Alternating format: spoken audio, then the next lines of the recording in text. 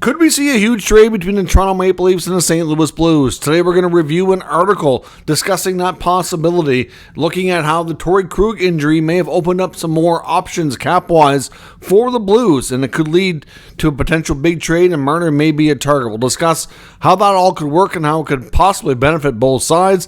Plus, should Boston Bruins fans be concerned over the fact that Jeremy Swayman remains unsigned? We'll discuss what the contract is expected to look like and whether or not Bruins fans should be concerned. We also have our first case of arbitration coming up here shortly as well. And the Vancouver Canucks have signed Daniel Sprong. We'll discuss what that contract looks like and everything else coming up next. So welcome back to another video here at Top Shelf Hockey. As I mentioned, we have lots of news and an article to review involving a potential big trade that the author feels is possible between the Blues and the Leafs. But first, we get news today that the Vancouver Canucks have dipped once again into the free agent pool and found themselves a really nice player at a really good contract, in my opinion. The Vancouver Canucks have signed Daniel Sprong to a one-year contract, just shy of $1 million, $975,000. I've been saying for the better part of about 2 weeks after the first few days of free agency went by and Sprong was not signed that somebody's going to end up getting this guy probably for a steal of a deal. He's had back-to-back seasons above 40 points. He's scored at a good rate. He played in Seattle. He's played in Detroit recently. I don't know why either team did not make more of an effort to retain his services.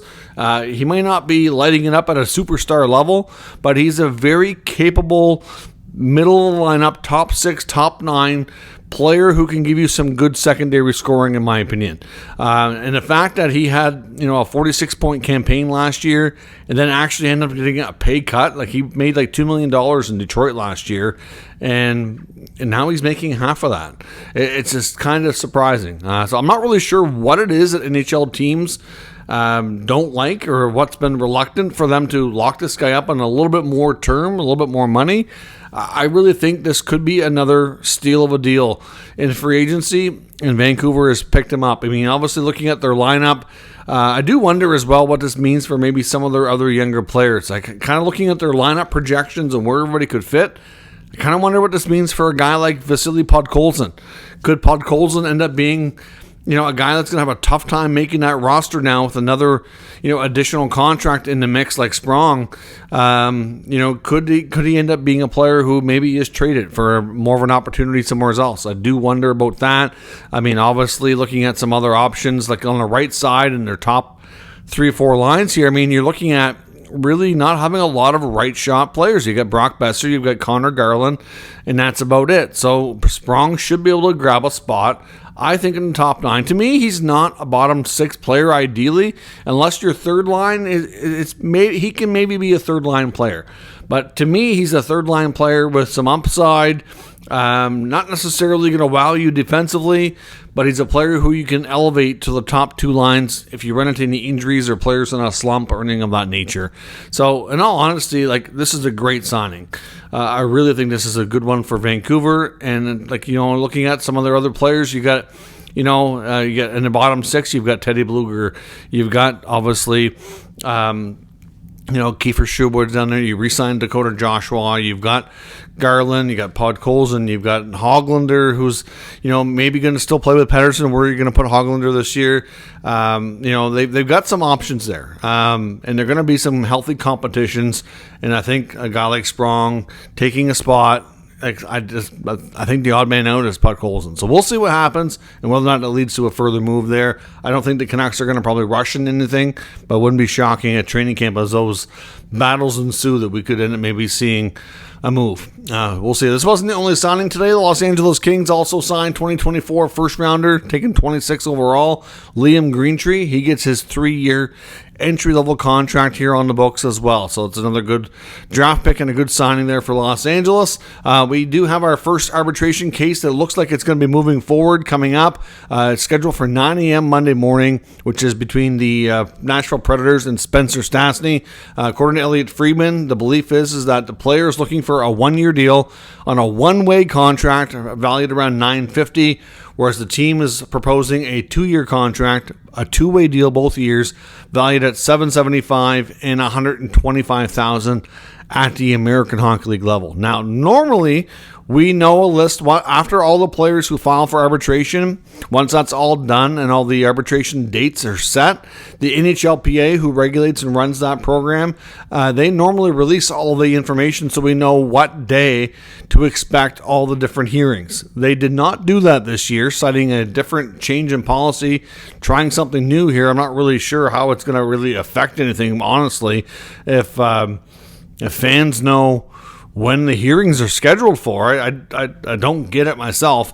Obviously, the player and the team is going to know, because they're going to obviously have to try to get a contract done ahead of that date or know when to show up for their case. So they're all going to know. Why can't the fans know? What is the big deal? I don't understand the secrecy, but that's all that we've kind of seen here. I've seen a few reporters talking about the fact now some NHL insiders can do some digging and find out, like Elliotte Friedman put this on his Twitter today.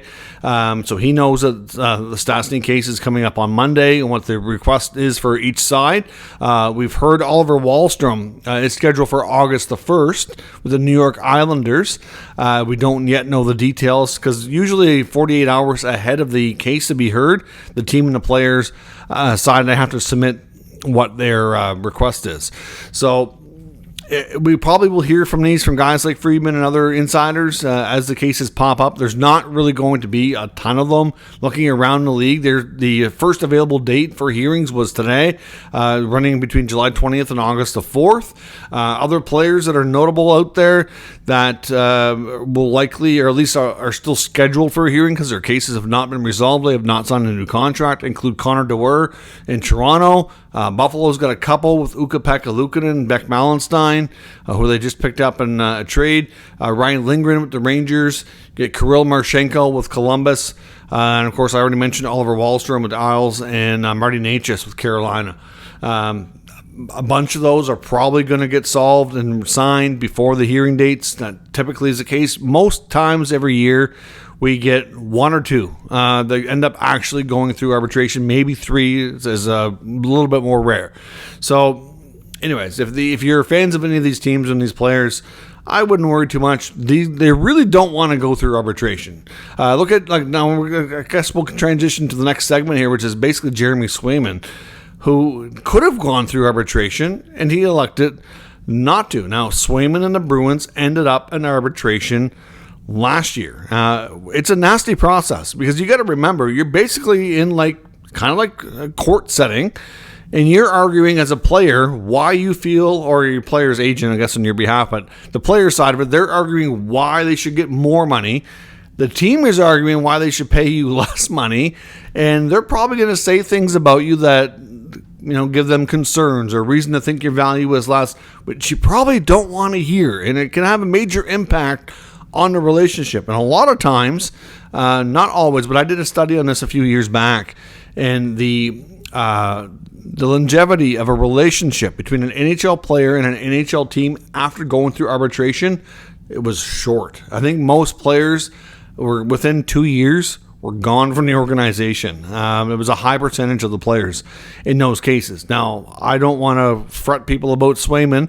I don't have any reason to think that is going to happen. But I do know that there's a lot of Boston fans, Boston media online, that are kind of concerned at this point why this is an unresolved situation and Jeremy Swayman is not signed. Now, I've seen comments from Andrew Raycroft, who was a former Bees goalie, and, of course, an analyst now with NASM. He doesn't seem worried. He said this is going to get done. Obviously, they're in a situation where Swayman knows he's very important to the team, wants to be paid appropriately. They've gone through this before last year with the Arb case, so that both sides are well aware of what each side's argument is for, the contracts that they feel are more appropriate, and they'll make sure it's ironed out. So he's not concerned, but lots of other people, especially fans, are. I mean, and some are saying, I think it was, I can't remember who it was, I think it was maybe Michael Sullivan online, was saying he's shocked that they didn't have a handshake agreement already in place with Swayman before they traded Linus Ullmark. Now, we knew they needed to move a goalie to create more cap space and that it wasn't going to be Swayman going. Given the age difference and the fact that Swayman arguably was the better goalie this past year, it didn't make any sense for them to trade Swayman and keep Ullmark. At the end of the day, like I said, the age gap and the fact that their abilities have been very comparable. And I think lately you could make an argument Swayman was a little better. It doesn't make any sense to go the other direction at all. However, with that said, considering they went through arbitration last year, and it's not a fun process, and now they moved Ullmark pretty quick into the offseason, and now yet here we are still unsigned with Swayman. I honestly kind of expected a Swayman extension might come together quickly, but they probably would have had all these conversations. It wouldn't have been any shock at this point, for them to know what Swayman's asked for. It's believed that he wants somewhere around $9 million or so on a long-term deal. Now, maybe they end up settling on a shorter-term deal if they can't figure out a way to agree on the money for a longer term. I don't know. But at this point, he definitely wants to be paid appropriately. He sees and understands his value to that team. And I've been saying for a year or two, a lot of people have really thought, especially this past year, with the loss of Patrice Bergeron and David Krejci. Look at the other veterans and other players that have kind of lost off that team over the last one or a couple of years. It's amazing that they've been able to maintain themselves and still be such a strong team. And you have to agree that goaltending was an absolutely huge part of it. I'm not saying the rest of the team is garbage or they're weak or anything like that, but they're not nearly as good without that level of goaltending. You take a look at that goaltending and take the goaltending down a couple notches, even closer to league average, they drop a lot in their overall results. It's just the way it is. They've been blessed with two good goalies. Vezina winning trophy, Ullmark recently. Swayman's probably going to win a Vezina in his career in the next few years. So, at the end of the day, he's super important. He's going to get paid. But the longer this goes on, I can understand why the concerns would be there. And you have to think that after last year's situation, they can't let themselves get to a spot that Swayman doesn't really want to stay and doesn't want to sign long-term anymore. He's only going to want to go so long before getting what he wants, before he's like, okay, what do I got to do to prove to you that I am going to be your goalie for the next 7-8 years and be paid what I'm due? At some point he's going to be like, okay, you know what, let's just forget this. But I'm not saying we're there yet. I have no reason to think that. But after last year's process, if this drags on too long, you have to think there's a chance it could happen. And they can't let that happen given they already moved Ullmark. They can't, have the relationship with Swayman end up in a bad spot either, because that would just be completely disastrous to go from having two all-star goalies to zero. I mean, not to say that they would be forced to trade him because they don't have to do that, but at the end of the day, if he doesn't sign, it doesn't matter if they hold his rights or what, if he misses part of the season, that is going to be really bad. Imagine if this was a case that drug into the season, because we've seen it happen with a lot of top players. It's not that unusual that you get to training camp, no contract. Training camp's done, no contract. Regular season's about to start, and you get all these pressure points building up, no contract. If he missed even if it drug on, even let's just say a couple of week or two, let's say he misses the first 5-10 games. If he misses training camp, that means that he's going to be behind the 8 ball to be ready. It just could create a whole bad start. It has potential, if it's not done, to really have a negative spin on the beginning of the season, which the rest of the teams in the Atlantic are probably sitting there kind of licking their chops waiting to see if things go south. But like I said, it's early. There's still a whole lot of time. We're still what are we, still six weeks away from September. We're nowhere near a pressure point, but the longer it drags on, it's going to be building, and I can understand why fans are concerned out there. Another quick note as well before we get into the trade talk. Former Toronto Maple Leaf and San Jose Shark, Alexander Barabanov, he's still unsigned. The Sharks were not interested in renewing his contract to keep him there on the team. Doesn't seem to be a lot of interest from other NHL clubs. Not to say that he won't find something, but there is believed to be a decent amount of interest from a variety of KHL clubs, so it's looking more and more likely that he very well might head back to Russia to play in the KHL. But we will see if something else pops up unexpectedly here in the next little bit before he makes a decision. Maybe he stays, but it seems not very likely at this point. Now, as I mentioned as well, I want to take a look at an article here. It's from LeafsNation.com. I found it interesting. Obviously, we're getting to the point in the summer where there isn't as much going on. So, we are going to talk about a bit more about things that are more hypothetical, but they're just for conversation purposes. So chill out, relax, enjoy, listen to the idea. Let me know what you think down below. But the Leafs and Blues. We know that a trade involving Mitch Marner is less likely now. However, the premise of this article was that the Torrey Krug news that dropped a couple days ago, that he is quite likely going to miss the entire upcoming 24-25 season, which means they're going to have a big pool of LTIR availability to them, which could open up some options for them to do different things with their roster. That is a fact. That is true. That we do know. Now, of course, could Krug play? It's possible. Not looking likely. But, again, I'm not a doctor. Can't confirm that. But all the reports say probably not. Okay, so with Torrey Krug being out, could that impact their ability to do a blockbuster deal? Well, it could, because it means they can take on more salary to exceed the salary cap through the long-term injury reserve method. However, all the trades kind of discussed in the article, for the most part, have a decent amount of salary going back to Toronto if this trade were to take place. So obviously, I'm not sure it would really have to be a big factor in play anyways. Of course, a couple of things here that the whole idea is around the idea that the St. Louis Blues are a team they're not really a contender right now, but they're still a team that's kind of hovering around playoff contention. They do have some good prospects on the way. You still got guys like Dvorsky and Snuggerud coming. You've seen Jake Neighbors come along. You get Thomas and Kyrou who are still on, fairly young. They've got a mix in some veterans there too, right?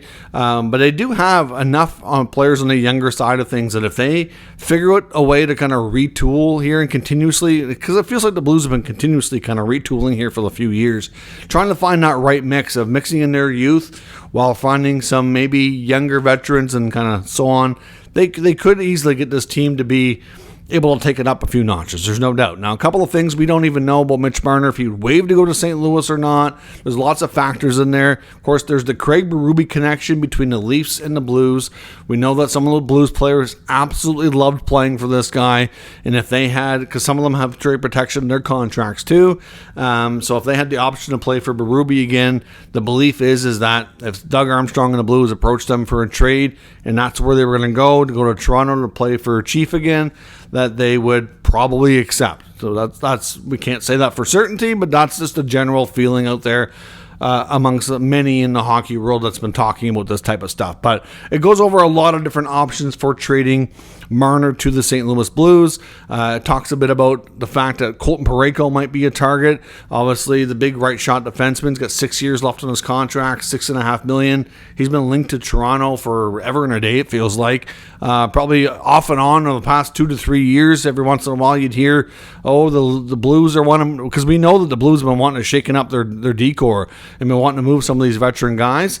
And Parayko, whenever his name comes up, because he's got a full protection of trades in his contract too, that the Leafs are the team, because they've needed a big righty, right? So it makes sense that he keeps getting linked there, yet it's never happened. So 6 years at $6.5 million is in his early 30s, would take him to his late 30s. I'm not sure how you feel about the contract, but one option was the Marner to the Blues for Parayko and Alexei Toropchenko and a couple of draft picks, maybe like a second, third round pick. Maybe you have to upgrade one of those to a first, because obviously Marner's value is way higher than either of those players. So, clearly you get a big right shot defenseman on a long-term contract. Obviously that's a need for the Leafs. So there's that. You get Toropchenko, who is a pretty valuable and a player that Berube seemed to really like when he was there. Somebody who can play, in you're probably your third line. He's only signed for another year at 1.25, so not a lot there, and you get a couple of picks to kind of stock the cupboard a little bit as well. Now the problem is there, of course, Parayko, is a bit older than Marner, so does that really work out to be the greatest trade? Hard to say. It really boils down to what each team kind of does with it. And of course, would Marner sign an extension with St. Louis? Because there's no way that St. Louis wants to entertain this, or any team really, without Marner extending, unless for some reason he was traded strictly as a rental, which is also going to reduce his value, which wouldn't really be good for the Leafs either. And I don't really envision a scenario where the Leafs are, having a horrible season out of the playoffs and decide to move Marner at the deadline. I guess you never know, but it just seems like that would be a crazy thought to think the way the team has played for the past 6 to 8 years. Another option that they gave in this article as well was trading Marner to the Blues for captain Brayden Schenn, and also including Toropchenko and some draft picks as well.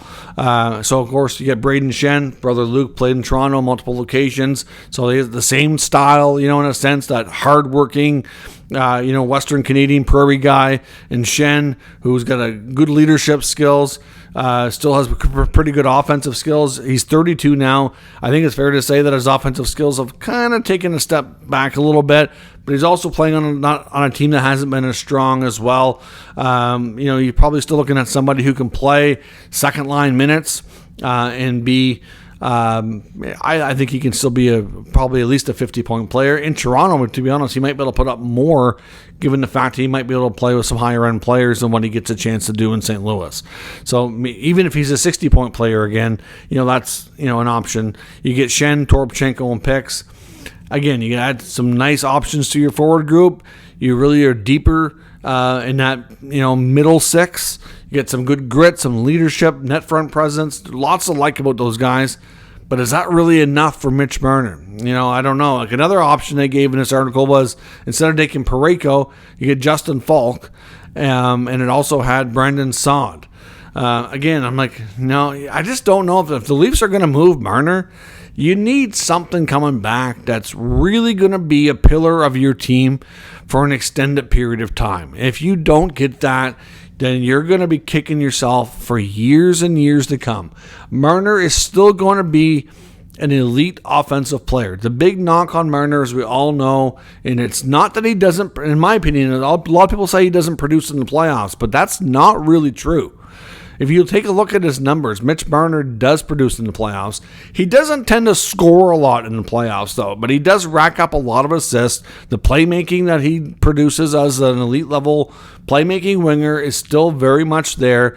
The only problem is, his production compared to regular season is not quite the same. It is down a bit, but the problem in the playoffs is you don't get the time and space, and that closes up drastically compared to the regular season, which is why a guy like Marner can struggle. Now, at the same time, the numbers are not abysmal. It just seems like when the game matters the most, when the pressure is on, it seems like the pressure gets to Mitch, and he does not play well. So, like, when you're looking at Game 6s, Game 7s, when the game in the series is on the line, that's when you're not seeing Marner come through with the big moments. So it's not necessarily painting him with a full brush here, saying that he doesn't produce in the playoffs. I don't think that's fair. I think that he does produce in the playoffs, but as the series goes on, as the moments get bigger, as the pressure mounts, that's when he seems to cave. And from what people have said to me that have actually watched him and seen him and know the family a little bit, that have watched him play since he was like in his early teens, that's been Mitch's big part of his life. And until he overcomes that and learns to play a little bit of a different style in the playoffs, and it's not probably going to change. But at some point, a lot of these guys, if you look around the league, it takes a long time for some of them to figure out how to win. Like Ovechkin was quite older when he won his first Stanley Cup.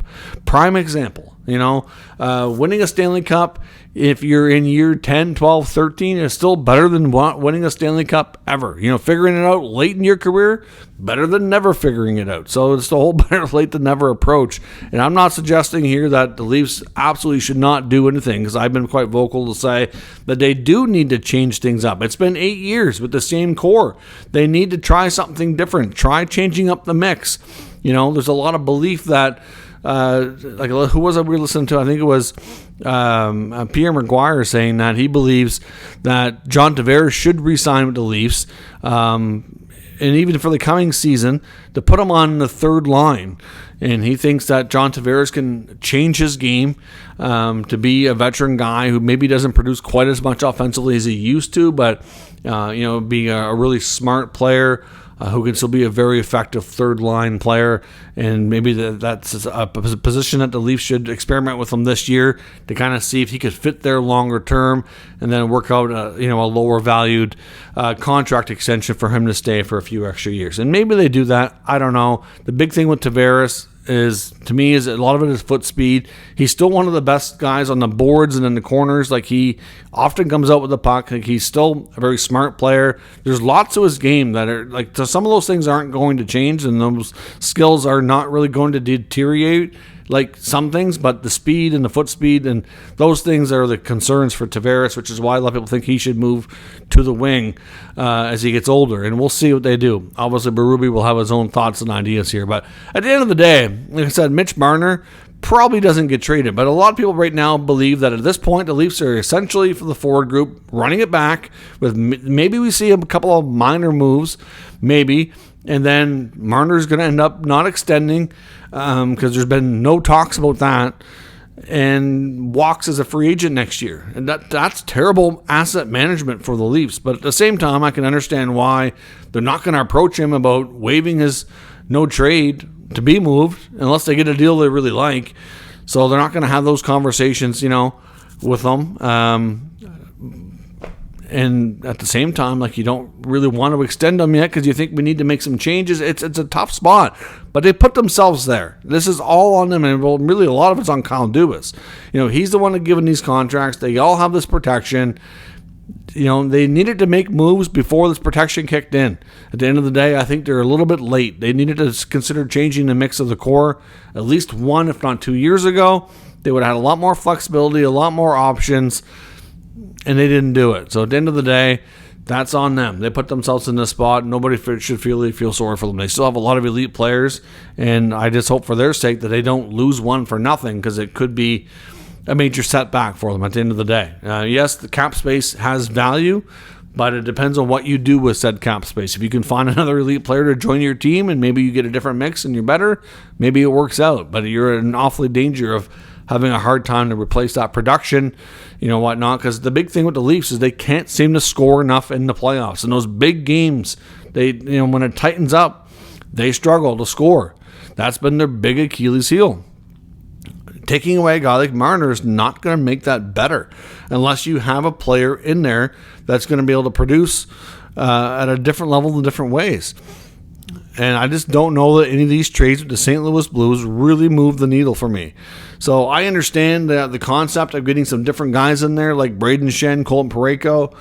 They're good players. I can see how they might make the Leafs better in a sense, but taking away Marner, are they really better?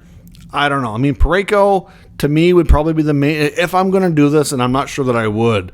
I really don't know that I would, but Colton Parayko would probably be the guy I would go after, and then try to get whatever I can out of the Blues as your secondary, more, other options to make the deal more fair. So Toropchenko is a guy that I could see.